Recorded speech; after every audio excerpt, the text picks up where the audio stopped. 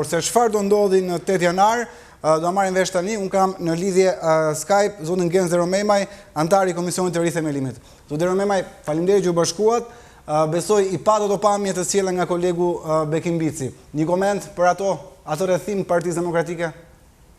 Faleminderit edhe gëzuar thimi. Gëzuar. Shpresojmë një vit i mbar për shqiptarët se sinqerisht kanë shumë nevojë. Është vërtet. Për gjithë shqiptarët.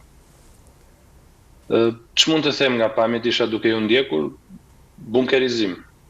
Gazetari juaj bëri një paraqitje të situatës më të mirë nuk bëj. Edhe për të hyrë aty nuk i lanë për të raportuar, pra nuk e di. Çfarë duhet bësh më shumë? Duhet të iki Basha. Po siku vet nuk ka zgjidhje tjetër përveç se të shoqërohet njerëzisht jashtë ambienteve. Dhe kjo do të ndodhi. Mos mendoni se do ndodhi në një gjë e madhe. Thjesht do ta shoqërojmë jashtë ambienteve që ka uzurpuar. Nuk e bën dot. Partia Demokratike ka lindur si një forcë e lirisë. Nuk mundet jo Lulzim Basha, po kushdo qoftë ta bunkerizoj. Sa do të përpiqet, sa do të tenton të ngjaj oso kukës, nuk mund ta realizoj dot. Okej, zotë Deromemaj, do kërkoj lejen tuaj pasi kemi një zhvillim të fundit, nuk e di, raportohet për një ngjarje të rëndë të ndodhur në zonën e Don Boskos, to janë pamje që na vinë menjëherë, do kemi raportime direkt sapo të mbri grupi xhirimit atje, flitet për persona, 2 ose 3 persona të përfshirë në një incident me armë, to janë pamje që vinë në këto momente në redaksinë e Top News, flitet për persona të lënduar, nuk dihet ende më shumë se çfarë ka ndodhur, siç e shihni janë pamjet të filmuara nga larg, shohim ambulancën që kanë mbritur atje, policinë, pra bëhet fjalë për 2 deri në 3 persona të përfshirë, të lënduar, nuk dim, janë të plagosur, urojmë që mos ketë humbje jete, por është një incident i ndodhur vetëm pak minuta më parë, është një ngjarje që është në zhvillim, do ta kemi për pak minuta besoj do kemi grupin e xhirimit atje, është nisur operatori bashkë me gazetarin, do kemi të rejat më të fundit se çfarë ka ndodhur realisht në zonën e Don Boskos. Okej, ky është lajmi i fundit, edhe një herë zotë Deromemaj, kërkoj faleminderit për mirëkuptimin tuaj, po janë ngjarje në zhvillim e sipër dhe do duhet t'i ndjekim. Urojmë mos ketë persona që kanë humbur jetën pasi do ishte shumë më rënd, por raportohet për 2 deri në 3 persona të përfshirë të lënduar. Rikthehemi edhe një herë tek Partia Demokratike, bunkerizim e cilësuat ju pas sens e them unë, faktin që edhe gazetarët duhet marrin leje për të raportuar nga obori i Partisë Demokratike. Por ajo që tha kolegu Bekim Bici është në fakt ai sa që duket se është një parapërgatitje për 8 janarin. Çfarë do ndodhi në 8 janar? Antarët e Partisë Demokratike, qytetarët e lirë, simpatizantë, militantë Partisë Demokratike, do të mblidhen para se listet, do të protestojnë kundra jo thjesht Lulzim Bashës, po kundra qeverisë në tek. Dhe ai që pritet të ndodhi dhe do të ndodhi, i nderuar, do të shoqërohet nëse nuk ka dalë vetë, dhe unë kam besimin që pavarësisht humbjes së arsyes së zotit Basha në këto ditë e fundit, javë e fundit, kam një fije shprese që ndoshta do ta gjej arsyen dhe vullnetin për ta zgjidhur këtë çështje sa më mirë. Nëse nuk do të ndodhi, do të shoqërohet jashtë ambienteve të selisë Partisë Demokratike dhe selia do t'i kthehet demokratëve. Shoqërohen në çfarë kuptimi? Në të gjitha format njerëzore, njerëzisht kuptohet. Okej. Pra pa dhunë, pa gjë, pra nuk do ketë skena incidente apo përplasje. Nuk ja prishim flokët zotit Basha, pa më lart. Okej, kjo garanci që gjithçka shkojë mirë sepse realisht një konflikt brenda partisë nuk i bën mirë askujt. Por rikthehemi tek gjithë kjo frikë që thuhet që ka ndodhur dhe që ndihet në oborrin e Partisë Demokratike. Është legjitime kjo frikë që ka Basha? Në mënyrë absolute jo. Kjo është pjesë e paranojës së zotit Basha. Dhe mund të them që është pjesë e humbjes së arsyes të zotit Basha në muajt e mëparshëm. Zoti Basha shikon rreziqe nga gjitha anët, ndërkohë që ka vetëm një rrezik dhe ai është vetë i quajturi zoti Basha, apo i vetë quajturi kryetari i Partisë Demokratike. Ai tashmë e ka kuptuar dhe vetë e di që vullneti i antarëve të Partisë Demokratike jo thjesht 11 dhjetorit, por edhe të 18 dhjetorit me referendumin e jashtëzakonshëm do të thoshëm. Ai tashmë e ka kuptuar, e di e ka pranuar me veten e vet, thjesht po ndjek një çmenduri të tillë edhe besoj për pak orë. Kam shpresën e madhe për pak orë. Demokratët nuk e duan, ai duhet të lëshoj zyrën, kaq. Ju thatë pak më parë që edhe pse besoj që ai ka ndryshuar në qasjen e tij, ju sërish besoni që ai mund të largohet. Kjo largimi me qëndrimin është 50-50 apo më së shumti anoni që ai vetë mund të largohet? Unë shpresoj që ai të thirras të arsyes. Edhe më shoj kësaj ide dhe mos ta kthej këtë akt në fundin e vet të turpshëm politik. Ti thirras arsyes të zbatoj vendimin që ka marrë antarësia në thelb dhe pastaj rrugët e bashkëpunimit në të gjitha format, jo thjesht të zotit Basha, po të gjithë shqiptarëve janë të hapura, të bashkohen opozitës së vërtet kundra regjimit Rama. Ju kuptoj, ndjetë njëherë një update fundi lidhur me ngjarjen në fjalë, dyshohet që janë plagosur me armë 3 persona, dyshohet dhe për një person që ka humbur jetën, por vetëm këto janë të dhëna paraprake, do presim konfirmimin zyrtar mbi atë çfarë ka ndodhur. Pra 3 persona plagosur dhe një person që ka ndruar jetën. Por mbetet janë gjithmonë informacione të para, do verifikohen nga gjithë stafi i Top News dhe gjithë gazetarët tanë që janë duke udhëtuar drejt vendit ngjarjes. Do dero me ndjes edhe një herë, po besoj më kupton, duke qenë nga Vlora, për fatin e keq, Vlora nisi keq këtë vit me ngjarjet kriminale, urojmë që mos ketë më ngjarje të tilla, sepse nuk i bën mirë askujt. Shpresoj mos ketë viktima dhe në ngjarjen e Don Boskos, por siç e thatë ju, për fat keq Vlora nuk nisi siç duhet niste. Ne po i pyes si Vlonjat, me që jemi këtu. Pse gjithë ky krim në Vlorë? U duk se ca kohë që ishte qetësi, po tashmë duket se prapë është ndezur Vlora. Ne si një qytetar i Vlorës si jetoni aty gjithkohon, do kthehemi sërish te politika, po doja një opinion tuaj për këtë situatë kriminale. Sepse për fat të keq, unë në fillim e kam quajtur fat të mirë të kishe kryeministrin deputet të Vlorës. Duke menduar që sado i keq apo i paaft ishte ky kryeministër, vëmendja ndaj qytetit Vlorës do të ishte maksimale. Por për fat keq duhet ta them që dora e tij është ndjerë në gjitha këto vite në qytetin e Vlorës.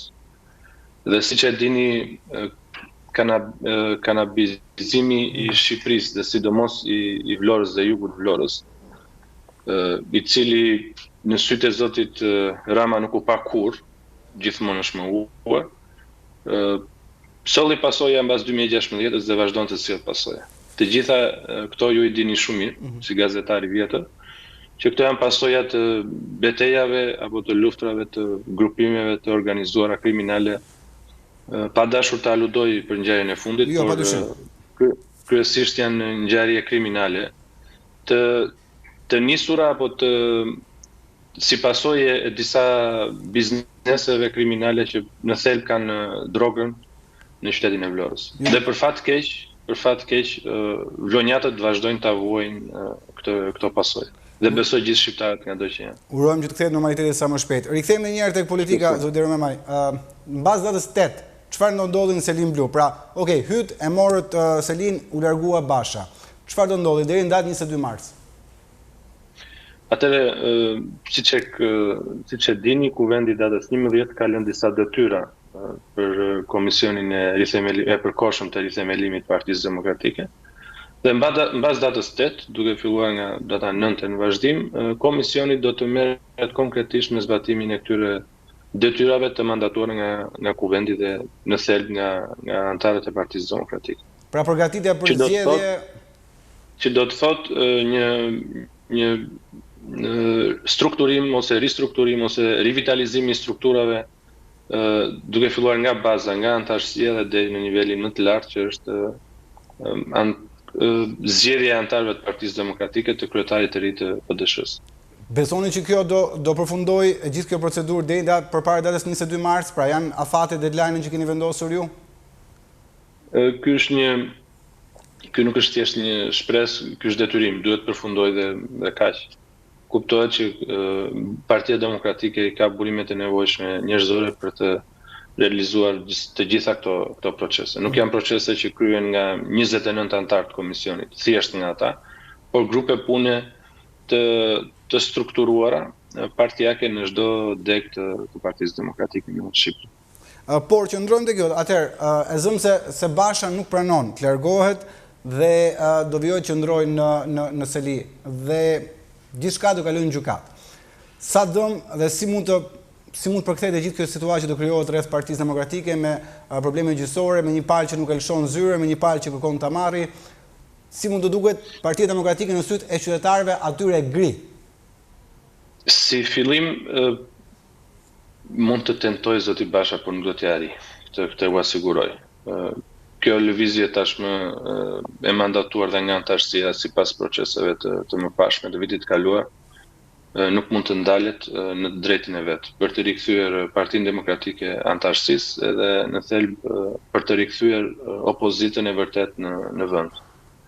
Në vazhdim në lidhje me proceset gjyqësore mund t'ju them që Partia Demokratike e Shqipërisë, Komisioni i përkohshëm i rithemelimit, ka depozituar në gjykat statutin e ri me ndryshimet e bëra në kuvendin e datës 11 dhe besoj brenda një kohe të shkurtër gjykata në një procedurë të thjeshtë, standarde, pa ndonjë lodhje apo arsyetim të veçantë, thjesht do të ligjërojnë në thonjza statutin e ri. Nuk është se gjykata në thelb ka ndonjë proces për të ndërmarrë, thjesht e pranon dhe e ligjëron duke regjistruar. Ne jemi në fazën e pranimit pranë gjykatës dhe presim dhe regjistrimi pranë gjykatës. Pra nuk besoni që mund të ketë një zgjatje të gjithë kësaj situate, një konflikti qoftë gjyqësor? Po, Partia Demokratike i nderuar nuk është çështje thjesht çështje ligjore. Është frym, është më shumë. Është Partia Demokratike. Jo, këtu jam dakord me ju dhe bashkohem sepse shumë analistë kanë thënë që kjo gjë mund zgjidhet në gjykat, por unë besoj që nuk ka zgjidhje gjyqësore, është thjesht zgjidhje politike dhe duke qëndruar tek zgjidhje politike. Ardhmja e Bashës dhe grupit të tij brenda Partisë Demokratike. Si do shihni atë? Gjithmonë duke marrë mirëqen që ju do arrini ta merrni partinë. Unë e shoh, për të qenë sinqert, jam i prirur ta shoh pozitivisht në kuptimin e mirë të fjalës si një fraksion tashmë i ligjëruar dhe në ndryshimet statutore të ligjëruar apo të vendosura në kuvendin e datës 11, dhe pse jo të jetë një zë i fortë i fraksionit vet, një pjesë të shqiptarëve, sado qofshin ata shqiptar. Po, nuk besoni tek një parti tjetër, pra, ju thjesht besoni te një fraksion. Besoj se zoti Basha nuk do ta ndjeki këtë çmenduri që ka nisur deri në ato nivele. Si do përktheheshë kjo pasaj për demokratët? Do ndikonte kjo në votën totale për Partinë Demokratike? Pa diskutim që ndikon, se nuk besoj se zoti Basha në këto 16 vjet që është kthyer nga emigrimi ose nga punët e tij jashtë Shqipërisë, ka votuar ndonjëherë kundra Partisë Demokratike. Dhe si e tillë, qoftë edhe vota e zotit Basha është e rëndësishme për Partinë Demokratike. E kuptoj, por duke qëndruar te Partia Demokratike, Basha shkruante pak më parë në Twitter që për herë të parë një ish kryetar ngrihet kundër partisë së tij. Një koment për këtë status? Zoti Basha shkruante edhe shumë gjëra të tjera, por më duket e tepërt të replikosh apo të argumentosh deklaratat e zotit Basha. Nuk besoj se të njëjtët njerëz që zoti Basha prej 8 vitesh i ka thërritur në mënyrë të vazhdueshme nga pozicioni i kryetarit të partisë për të qëndruar në krah në kauzat e ngritura nga Partia Demokratike, tashmë thjesht sepse nuk janë në një mendje me zotin Basha, janë bandit apo janë. Unë për vete zoti i nderuar Thimi, unë për vete nuk e di veten as për bandit as për ku diun. Ai kishte për disa personazhe që janë identifikuar aty, po jo për ju, padyshim nuk e kishte me ju. Po as për anëtarët e Partisë Demokratike në Vlorë, për cilët besoj se flas me bindje të plot. Jo kuptoj. Okej. Dhe për ta mbyllur këtë bisedë, në fund fare do doja një parashikim. Në dy variantet. Nëse Basha qëndron, që ju nuk e besoni, por unë si gazetar duhet të marr të dyja anët e medaljes. Dhe nëse ju vini në krye të Partisë Demokratike, çfarë ndodh me qeverinë Rama? Besoj se qeveria Rama që nga fillimi i kësaj lëvizje dhe sidomos mbasi u masivizuar kjo lëvizje dhe gjeti një përkrahje të gjerë në jo thjesht midis demokratëve, por kam bindje edhe midis shqiptarëve të tjerë, njerëzve apolitik do të thoshe, nuk është ndjerë mirë. Dhe ju siguroj që mbas rikthimit të opozitës së vërtet, reale, në vendin e vet, qeveria Rama nuk do ta ketë të gjatë. Kjo ndoshta është një fjalë e dëgjuar shumë herë nga njerëzit që merren me politikë apo me parti në vend, por keni besim që nuk do ta ketë thjesht. Për mos thënë që do i shkurtohet jeta e saj politike. Dhe në fund, një apel për gjithë ata demokratë. Pse duhet jenë ata në datë 8 dhjetor përpara Partisë Demokratike? Për një arsye të thjeshtë, nderuar, gjithë anëtarët e Partisë Demokratike dhe jo vetëm, duhet jenë në atë protest për t'i rikthyer shtëpinë tonë demokrat, për t'i rikthyer vetes secili nga ne, duke filluar nga unë, të drejtën për të shkuar në shtëpinë time, e cila quhet Partia Demokratike, të cilën unë e kam zgjedhur me vullnet të lirë dhe nuk mund të më ndaloj askush. Kur them askush, askush. Është drejta ime të shkoj në ambientet e selisë së Partisë Demokratike, ambientet e shtëpisë time politike, dhe të drejtohem nga mekanizma dhe nga struktura të mandatuara nga shumica absolute sipas të gjitha rregullave, si rregullat e shtetit shqiptar, por dhe rregullat që për ne demokratët janë pothuajse njësoj të rëndësishme, statuti i Partisë Demokratike. Duhet të më shumë faleminderit, po, ju kuptoj. Ndjes, nuk mund të bëj tjetër veç se t'u them demokrat, hajde të bashkohemi të finalizojmë televizje për të drejtën tonë për të vërtetë.